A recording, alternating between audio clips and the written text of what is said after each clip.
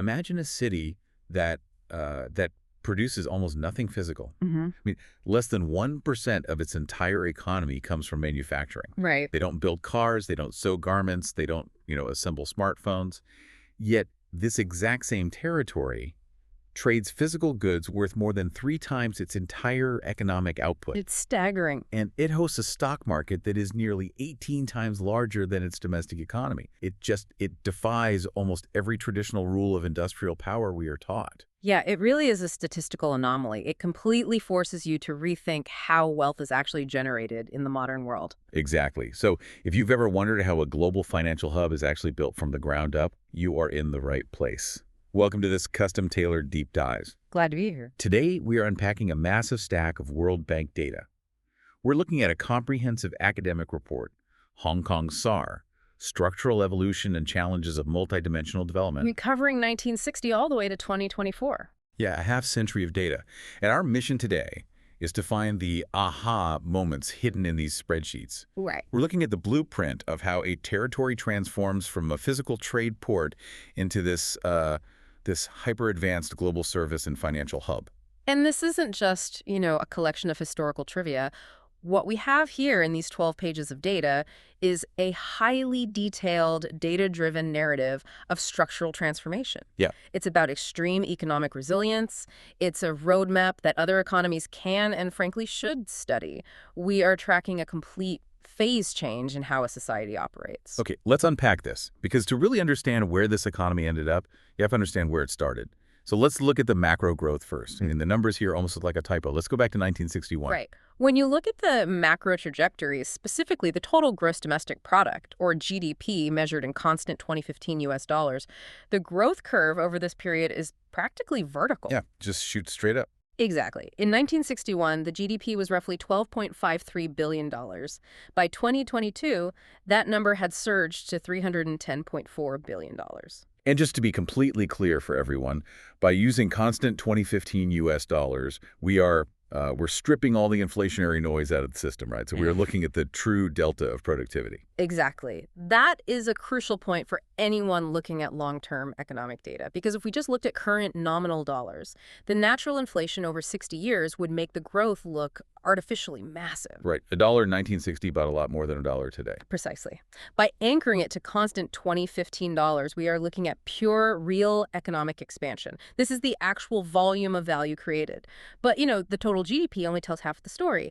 The per capita GDP, the economic output per person, is where you see the real human impact. Because the total pie getting bigger doesn't mean much if the population is growing at the exact same rate. You just have more people eating the same size slice. Right. But that's not what happened here. Not at all.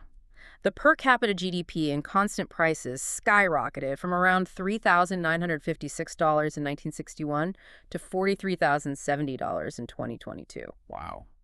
Yeah, that is more than a tenfold increase in individual productivity over half a century. A 10x multiplier on human productivity. I want you to really think about what that looks like on the streets of a city. I mean, in 1960, you're looking at a place dealing with massive influxes of refugees, severe water rationing where people are literally lining up with buckets, Yeah, very tough conditions. and an economy heavily reliant on low-value manufacturing. Think like plastic flowers and basic textiles. You jump forward to 2022, and you have one of the highest concentrations of skyscrapers on the planet, world-class transit, and a population functioning at the absolute bleeding edge of global finance. It's a total reinvention. It's like an entire society going from an entry-level mailroom job to Fortune 500 CEO in a single lifetime. That metamorphosis is exactly what 10x productivity growth actually means in the real world. It means moving from a low-income developing economy where, infrastructure is basic and labor is primarily manual or low skill to a mature, high-income economy with world-class amenities, healthcare, and education. The transition from sweatshops to server farms. That's a great way to put it. But the journey wasn't a perfectly smooth line going up and to the right. Looking at the World Bank data on page 2 here, there is some serious turbulence. You can clearly see the scars of major global events on the timeline. Yes, the data basically acts as a highly sensitive seismograph for global economic shocks. You can clearly identify the stress tests. The first massive disruption occurs around the 1997-1998 Asian financial crisis. And that wasn't just a minor recession. That was a brutal period for the whole region. Oh, it was catastrophic for many neighboring economies. You had aggressive speculative attacks on Asian currencies, massive capital flight out of the region, and sudden severe devaluations. The data for Hong Kong shows a sharp contraction during that window. And then, roughly a decade later, the 2008-2009 global financial crisis hits. The credit markets freeze globally, and again, you see a severe contraction in the local data. But here's what I don't get, and this is where I want to push back a bit on the standard narrative. How does an entire economy survive those massive systemic global shocks without losing its baseline gains? That's a great question. I mean, you look at some economies after 2008, and they just languished for a decade. They experienced a totally lost decade of growth. But here, you see the dip in the data, but then the recovery is so rapid. Yeah. How do you build an economy that can take a punch like the 97 currency crisis or the 2008 credit freeze and just, keep walking? That is the trillion-dollar question in macroeconomics right there. An economy survives massive regional and global shocks by proving its structural resilience. Okay. It's not about avoiding the shock that is physically impossible when you are a globally integrated open market. You are going to feel the pain. It's about having shock absorbers built into the very foundation of your national accounts. So what do those shock absorbers actually look like in the data? They look like a massive financial moat. If you want to understand how they survived, we have to flip to page 3 and look at their national income and capital accumulation. Right, the savings data. Exactly. The data shows that the adjusted net national income reached $445.4 billion by 2022. But the statistic that is truly structural, the actual armor of this economy, is the savings rate. Let's dig into that. The gross domestic savings consistently hovered between 20% and 30% of gross national income, or GNI, for decades. Wait, 20 to 30%. Let's clarify GNI versus GDP really quickly, because that distinction matters here, doesn't it? It matters immensely. So GDP, gross domestic product, measures the value of everything produced inside the geographical borders of a territory, regardless of who owns the factory or the bank. Okay. GNI, gross national income, measures the income earned by the residents of the territory, regardless of where in the world that income was actually generated. Okay, let me make sure I'm tracking this. So if a local holding company owns a massive logistics facility across the border in mainland China, the value produced there doesn't count toward the local GDP. Right, because it's physically outside the borders. But the profits brought back home to the headquarters do count toward the GNI. Precisely. And out of that total national income, this economy was saving 20 to 30% of it year in and year out for over half a century. Think about that from a personal finance perspective. I want the listener to really internalize this. Imagine keeping 30% of your paycheck in an emergency fund every single month for 50 years. It's incredible discipline. Never touching it for frivolous consumption, just aggressively stockpiling a third of everything you earn. What's fascinating here is the mechanics of how national savings actually function during a crisis. Because when we say an economy has a 30% savings rate, we aren't talking about money stuffed under a mattress or just sitting inert in a vault. Right. High national savings act as a structural moat because they provide a massive pool of domestic capital. So they aren't relying on the kindness of strangers to fund their operations. Exactly. When foreign investors panic and pull their hot money out during a crisis like they did across Asia in 1997 or globally in 2008, an economy with a low savings rate collapses. It can no longer finance its debts or fund its operations. It's totally at the mercy of the IMF or foreign creditors. Wow, yeah. But an economy with a 30% savings rate can essentially self-insure. It can finance its own debt, stabilize its own currency, and fund its own recovery entirely from within. But hold on, deploying that much capital isn't without risk. I want to challenge this idea that savings just magically protect you. Fair enough. If they were deploying these massive savings globally right before the 1997 Asian financial crisis hit, didn't they lose their shirts? If you invest your savings in neighboring economies, and those economies collapse, doesn't your moat drain overnight? That is a very astute observation, and it's exactly why how they deployed the capital matters so much. Yes, there were definitely losses in regional investments during the crises, but the bulk of the domestic savings were funneled into two highly strategic areas. Okay, what were they? First, massive local reinvestment into hard infrastructure. We're talking reclaiming land from the sea, building state-of-the-art transit, upgrading deep water ports, building universities. You don't lose those physical assets in a currency crisis. Right, a global stock market crash doesn't make your new subway system just disappear. Exactly. And second, the outward foreign direct investment, or FDI, wasn't just speculative hot money in foreign stock markets. A massive portion of it was direct investment into physical production capacity in the rapidly opening mainland Chinese economy. Ah, I see. They were building the factories that would eventually supply the world. So even during financial panics, the underlying physical assets were still generating long-term structural returns. But doesn't hoarding that much cash slow down your own domestic economy? Standard economic theory usually says that consumer spending is the engine of growth. It usually is, yeah. If everyone, households, corporations, the government is saving 30% of their income, they aren't buying cars, they aren't going out to restaurants as much, why didn't this economy just stagnate from a sheer lack of domestic demand? Because the financial system was ruthlessly efficient at taking those savings and channeling them into hyperproductive investments that facilitated a total economic pivot. They weren't just sitting on it. No, they used the cash generated from their early growth phase to basically buy their way into the next phase of economic evolution. They essentially financed their own structural transformation. Which brings us to what has to be one of the most extreme economic pivots in modern history. The data on page 4 regarding their industrial composition is just wild. The data here is incredibly stark. If you look at the 100% stacked bar charts detailing the composition of GDP over time, you witness a complete structural inversion. A total flip. Yeah. Historically, manufacturing was a massive pillar of the economy. In the 60s and 70s, this was very much a factory town.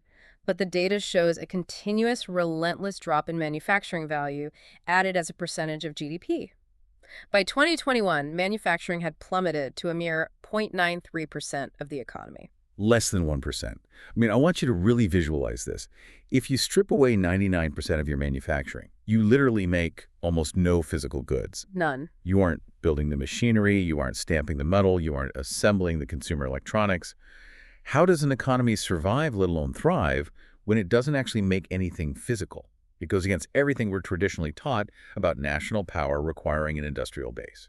Normally, yes, losing your manufacturing base is viewed incredibly negatively. In many Western economies, we call it hollowing out, and it usually leads to high unemployment, urban decay, rust belts. Right, factories closing down, towns dying. Exactly.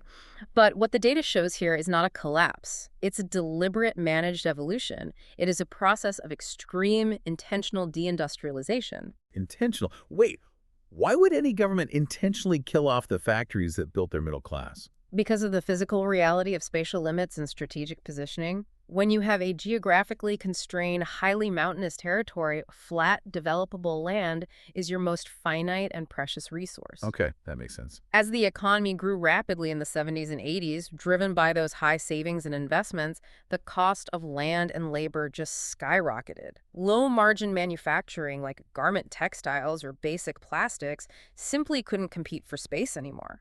The math stopped making sense. Right. You can't pay premium downtown real estate prices to house a low-margin T-shirt factory. Precisely. And crucially, at the exact same time, the neighboring mainland economy was beginning its historic opening up, offering vast expanses of land and a massive pool of highly affordable labor just across the border. So the manufacturing didn't just evaporate. No, it relocated. It moved a few dozen miles north. So instead of fighting a losing battle to protect low-wage factory jobs with tariffs or subsidies in a highly expensive city, they just let them go. They didn't just let them go. They actively facilitated the exit. They integrated with the new mainland capacity. This created a famous economic model, often described locally as front shop, back factory. Front shop, back factory. I like that. The physical assembly, the messy, space-intensive, low-margin work moved to the back factory across the border, but the front shop, the design, the financing, the logistics, the quality control, the global marketing that all stayed in the city. I love that analogy. Let's build on that with a mechanical metaphor. Mm-hmm. It's like a car company deciding they are no longer going to bend the metal, weld the chassis, or bolt the engines together. Exactly. They outsource all the heavy lifting. Instead, they just design the aerodynamics, finance the supply chain, copyright the software, and manage the global dealership network. They capture 80% of the profit, while doing maybe 1% of the physical lifting. That is exactly what moving up the value chain looks like, and the data confirms it perfectly. As manufacturing dropped below 1%, the service sector's value added skyrocketed, expanding to take over 90% of the GDP. They transformed into a hyper-concentrated, knowledge-intensive economy. Imagine what this actually does to the physical landscape of the city over a few decades. You have these massive industrial districts, right? Over a couple of decades, those factories go quiet. But they don't turn into abandoned rust belts, No, they get redeveloped. right? They get torn down or Yeah. completely gutted and refurbished. They're replaced by server farms, towering bank headquarters, and high-tech corporate campuses. The cargo ships stop carrying raw cotton and start carrying finished high-end electronics. The entire workforce basically swaps blue collars for white collars. If you look at the environmental data in the World Bank set, you can actually see shifts in energy use and emissions that correlate perfectly with this deindustrialization. You just don't need the same kind of heavy, raw energy inputs. You aren't burning coal to smelt steel or mold plastic. Your primary output is now financial structuring, legal contracts, and global supply chain management. But wait, this brings up a massive vulnerability. So, If a global pandemic hits, or geopolitical supply chains break down, and you literally produce 0.93% of your own physical goods, you are entirely 100% dependent on the outside world for your basic survival. You don't make your own medicine, you don't grow your own food, you don't make your own vehicles. it's true, you are incredibly vulnerable to physical supply shocks. But that extreme vulnerability was accepted in exchange for becoming functionally indispensable to the global system. Indispensable. Yes.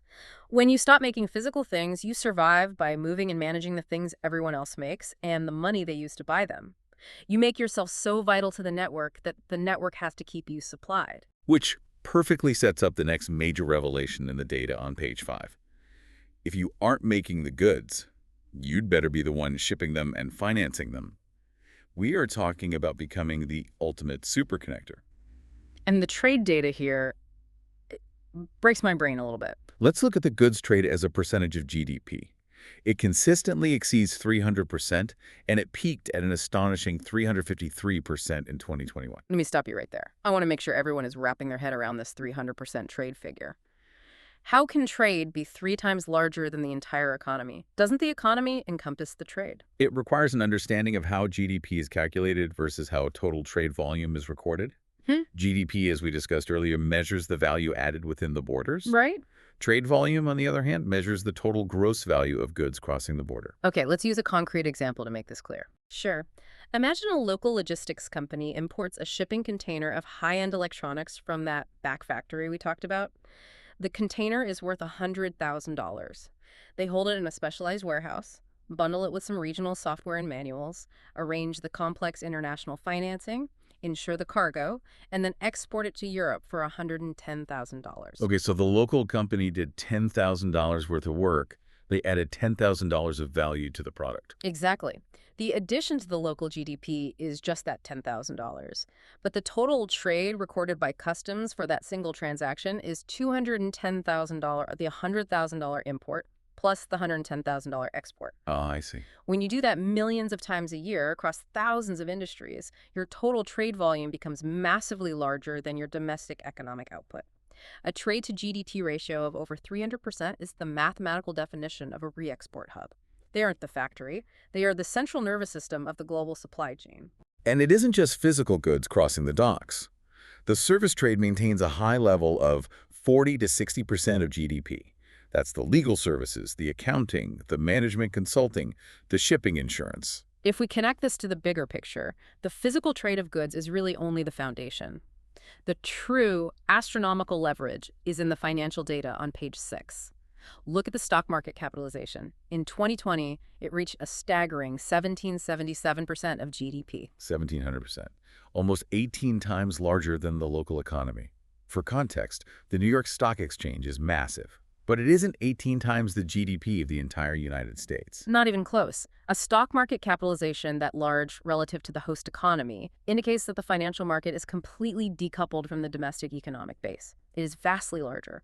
It is pricing in the wealth of the wider region and the entire globe. So why is it so big? Why is all that capital parked there? Because companies from all over the world, specifically massive tech and finance behemoths from the mainland, are coming to this specific exchange to raise capital from global investors. It provides a trusted, internationally recognized legal framework and a fully convertible currency that allows global capital to interface with regional growth. Here's where it gets really interesting. It's like a small town that happens to host the largest highway intersection and the biggest bank vault in the world. Yeah, that's exactly it. The town's wealth isn't generated from the local bakeries or barbershops. It's generated from the massive volume of traffic passing through the intersection and the fees they charge to hold everyone else's gold in the vault. That is a perfect analogy, and the data supports it with the foreign direct investment metrics. FDI net outflows frequently topped 30% of GDP after 2010. Let's define FDI in this context just to be safe. Sure, foreign direct investment net outflows are when domestic capital is used to purchase or build lasting business interests outside the territory. When you see numbers topping 30% of GDP, it means massive amounts of capital are moving through the hub and being deployed internationally. So they are actively buying up assets everywhere else. Exactly. It is acting as the primary conduit for Asian capital flowing into the global market and for global capital flowing into Asia. But hold on, you can't just run an economy that is 17 times larger than your domestic base and push 300% trade volumes through a geographically tiny mountainous footprint without putting an immense, almost crushing pressure on the people living there. No, you definitely can't. What happens to the actual citizens when every square inch of the city is financialized and optimized for global trade? That is the crucial human element, and the data reveals a severe demographic squeeze. If we look at page 7, we have to look at the population dynamics to understand the limits of this model. Let's see the numbers. In 1960, the total population was 3.09 million. By 2022, it had grown to 7.34 million. Now, a population slightly over 7 million might not sound massive on a global scale. It's roughly the size of a large American state, but you have to factor in the urbanization rate, which the World Bank classifies as essentially 100%. 100% urbanization, meaning there's basically no rural hinterland. There are no suburbs to sprawl into. Everyone is living in an incredibly dense, vertical, built-up environment. Yes. Every square inch of developable land is spoken for, which completely explains why the real estate is famously among the most expensive on Earth. And that extreme spatial constraint fundamentally alters how a society functions. You reach a hard physical limit on how many bodies you can house and move around. But the more pressing limit revealed in the recent data isn't just spatial, it's demographic. Real shifting. The data from 2021 and 2022 shows a slowing growth rate, even dipping into negative population growth. The population is actually shrinking. Yes. But the structure of the population is changing even faster than the total number, and this is where the red flashing lights start going off for macroeconomists. We have to look at the dependency ratios on page 8. Okay. The old age dependency ratio, which is the ratio of people over 65 to the working age population, spiked from 4.8% in 1960 to 31.9% in 2022. When you do the math on that really quick, in 1960, for every 100 working age people, there were only about 5 senior citizens to support. Now, for every 100 workers, there are nearly 32 seniors. Exactly. The burden on each individual worker has multiplied. And simultaneously, the youth dependency ratio, the proportion of children to the working age population, plummeted from 71.6% down to just 16.3%. So picture an hourglass flipping. In 1960, there was this massive, wide base of youth, a huge generation preparing to enter the workforce, driving that incredible 10x growth we talked about earlier. They were the demographic engine. Today, the hourglass has flipped. The top is incredibly heavy with seniors, and the base of youth has shrunk dramatically. The pipeline of new, young workers is just drying up. What this data tells us is that the demographic dividend is officially over. During the boom years, they had a massive surplus of prime age labor. Now, with 100% urbanization and limited space, the pressure shifts completely from population total to population structure. Yeah, that makes sense. The raw supply of labor is becoming the primary absolute constraint on future economic growth. I want to game this out because it seems insurmountable. If your entire economy is based on high-end services, banking, logistics, legal consulting, and your workforce is shrinking, doesn't the whole system eventually stall out? It's a huge risk. You can't run a global financial hub if you don't have enough people to staff the trading desks, manage the shipping software, and audit the ledgers. And at the exact same time, a third of your adult population is entering retirement, which means they are stopping your productive labor and simultaneously requiring massively increased healthcare and social services. This raises an important question about sustainability. How does a high-intensity service economy function when the ratio of retirees to active workers shifts so drastically? You have fewer people generating the extreme wealth required to support a rapidly growing population of dependents. If you can't import enough foreign labor because your physical housing space is 100% maxed out, and you can't organically grow your population because the birth rate has collapsed. I saw in the World Bank data, the adolescent fertility rate alone dropped from over 44 down to barely 110.3. What do you actually do? You are trapped between geography and demography. There is really only one way out of the demographic trap for an advanced economy. If you have a shrinking pool of workers, you cannot rely on sheer volume anymore. You must make every single remaining worker exponentially more capable, more productive, and you must keep them healthy and active for much longer. So you have to upgrade the humans. You fight the flipping hourglass by investing everything you have into the people who are left. And the data shows a relentless, highly targeted campaign to do exactly that. Let's look at the human capital investment on page 9, specifically education spending. It has consistently held steady at 13% to 20% of total government expenditure. That's a massive chunk of the budget. It is. But it's not just the amount of money. It's exactly where the money goes. It is heavily skewed toward tertiary or higher education. Looking at the historical context here is wild. The secondary school gross enrollment went from relatively low levels in the 1970s, when a lot of kids were probably dropping out early to work in those early manufacturing plants we talked about, to over 100% today. Yes, and the tertiary education gross enrollment hit a staggering 120% in 2021. Okay, another math check. How can gross enrollment be 120%? You mathematically cannot have more than all of your young adults in college. It sounds impossible, but gross enrollment ratios can exceed 100% because the numerator includes students of all ages enrolled in higher education, while the denominator is only the population in the official, typical age group for that level. Oh, okay, let's think about what that actually looks like on the streets of the city.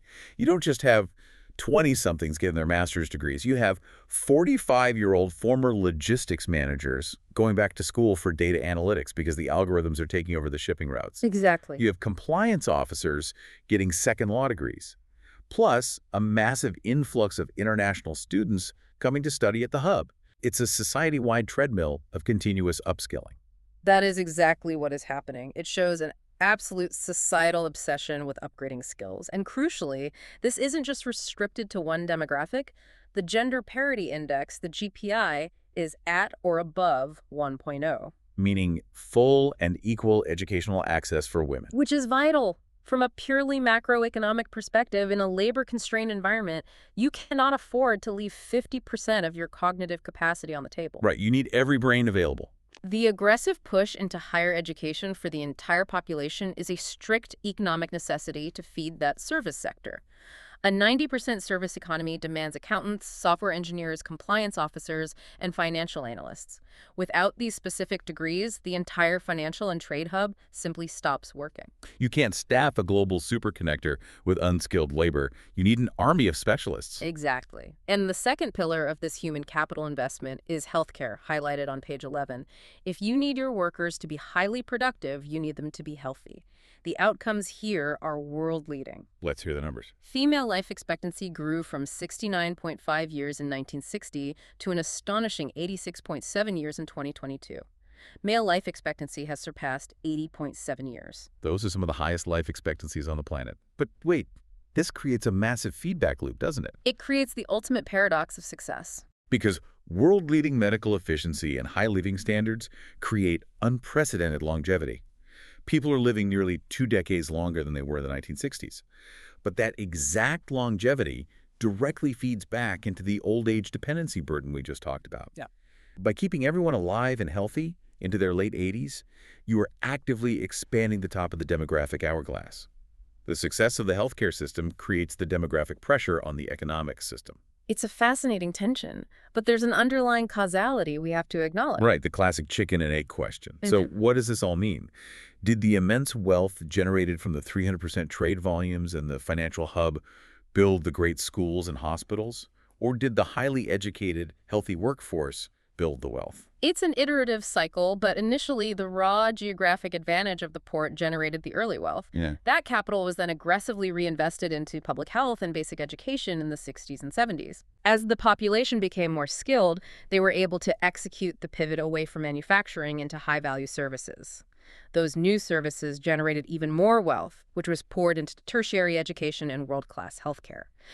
The accumulated capital funded the human capital, which in turn multiplied the financial capital. I'm looking at the digital infrastructure data on the final page, page 12, and it's making me rethink the whole port analogy we've been using. Because to fully leverage these highly educated citizens who are managing global finance, you need infrastructure. Yeah. But not just roads and bridges anymore. No, you need the digital bedrock. Right. The numbers here show a lightning-fast adoption rate. Internet usage skyrocketed from basically 0% in 1990 to 96% of the population in 2022. But we aren't just talking about consumer broadband here so people can stream movies, are we? Not at all. The World Bank data explicitly tracks the exponential growth in secure internet servers and fixed broadband subscriptions. This is enterprise-grade connectivity. Why is tracking secure internet servers an important macroeconomic indicator? Because high-security server density is a proxy for digital commercial capacity. It measures a territory's ability to conduct encrypted financial transactions, host sensitive global legal data, and run advanced fintech applications. If you are going to be the financial superconnector for Asia, you need an ironclad digital environment. It's the modern equivalent of dredging a deep-water harbor for shipping vessels. In the 1960s, you needed physical deep water so the massive container ships wouldn't run aground. In 2024, you need massive bandwidth and zero-latency secure servers, so high-frequency trading algorithms and global capital flows don't bottleneck. If we connect this to the bigger picture, this 96% penetration and high-security server density is the exact hard environment required to incubate advanced digital services.